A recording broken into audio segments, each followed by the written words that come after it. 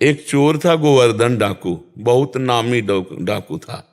बिल्कुल सरल उदाहरण में तुम्हें बताया है। तो एक दिन राज कर्मचारियों ने उसका पीछा किया। अब वो भागा, घोड़ा भी छोड़ दिया, पैदल भागा। तो एक जगह देखा, बहुत सत्संग हो रहा था, कथा हो रही थी। पंडित परशुराम जी महाराज कथा कर रहे थे, करमैती बाई के पिता। ये प्रमाणित कथा हम आपको बता रहे हैं। तो उस सभा में घुस गया। तो राज कर्मचारी आए, सोचा सभा में चोर कैसे हो सकता है, यहां तो चोर घुसने का साउंड। तो अब उसको पाया ही नहीं। जब कथा 2-3 घंटे बाद समाप्त हुई तो कथा का प्रसंग चल रहा था। वृंदावन में श्री बांके बिहारी लाल को आज यशोदा मैया ने सोने की करधनी, सोना, वो तो चोर आदमी, करधनी सोने की।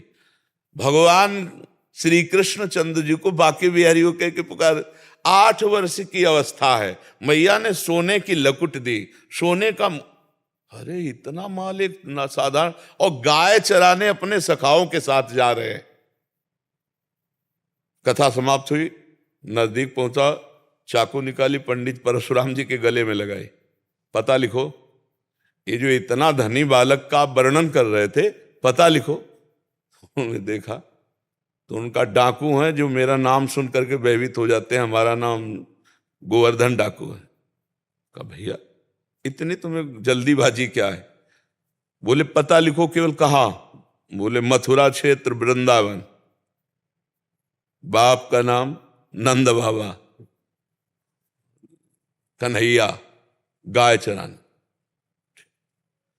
पर सुनो, ये तुम्हारे जैसे डाकू उसको चोरी नहीं कर सकते, बहुत नटनागर, बहुत प्रवीण बालक है वो। तो उन्होंने कहा तुम हमको ऐसा समझते हो, अकेले अकेले राजाओं के महलों को लूट लिया है। बोले फिर भी नहीं लूट सकते, बहुत प्रवीण है। तो उनका कसम खाता हूं, जब तक उसे लूट नहीं लूंगा तब तक पानी नहीं पीऊंगा। परशुराम जी ने सोचा भगवान की अपार कृपा इसके ऊपर, पता नहीं क्या लीला होने वाली है इसके ऊपर। उन्होंने कहा सुनो, हमारी तरफ से माखन मिश्री ले लो, जब तुम्हारा बस ना चले तब माखन मिश्री उसे खवा देना। हाँ ये बात भी ठीक है, बच्चा है, फुसला के काम चल जाए तो मारना काहे को पड़ेगा। माखन मिश्री फेंट में बांधी और कहा कसम खाता हूं जब तक उसे लूट नहीं लूंगा तब तक मैं पानी नहीं पीऊंगा। पर नाम क्या बताया तुमने?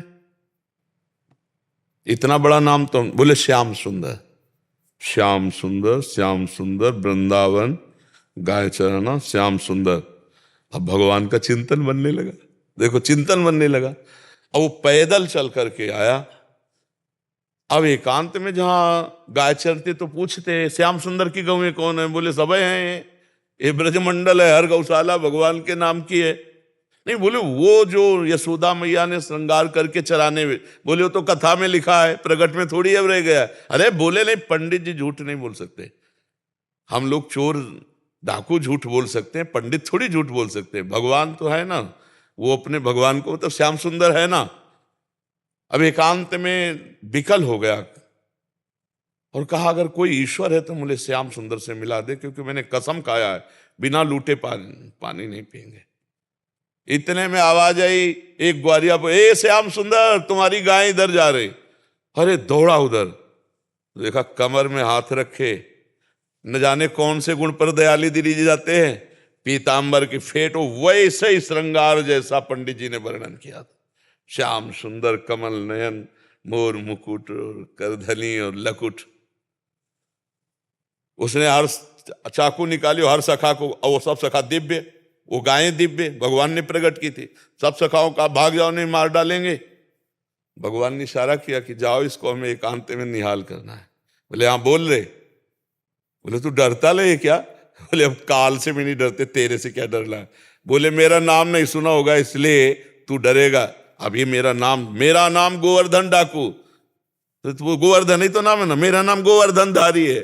भगवान उससे जब वार्ता कर रहे हैं तो उसका जीवत्व तो नष्ट हो रहा है, अज्ञान नष्ट हो रहा है। उन्होंने देखा बड़ा प्रवीण पंडित जी कह रहे थे माखन मिश्री खवा के काम कर ले। बोले सुनो, भगवान ने कहा अच्छा ऐसा प्यार करते हो?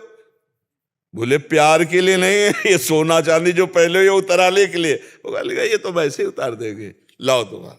माखन मिश्री खाई और कहा थोड़ा तुम खाओ, और जे भी भगवान ने चखाया उसे भगवत अज्ञान हो गया। अब भगवान को साष्टांग दंड, प्रभु प्रभु। एक बात सुनी कि कन्हैया गाँव में चरा रहा है, चल पड़ा, कसम खा ली तो भगवान मिल गए। यहाँ जीवन व्यतीत हुआ जाता है, हलवा पूड़ी खा करके दिनचर्या का बैलेंस बनाते रहते हैं, तो भगवान कहाँ मिले?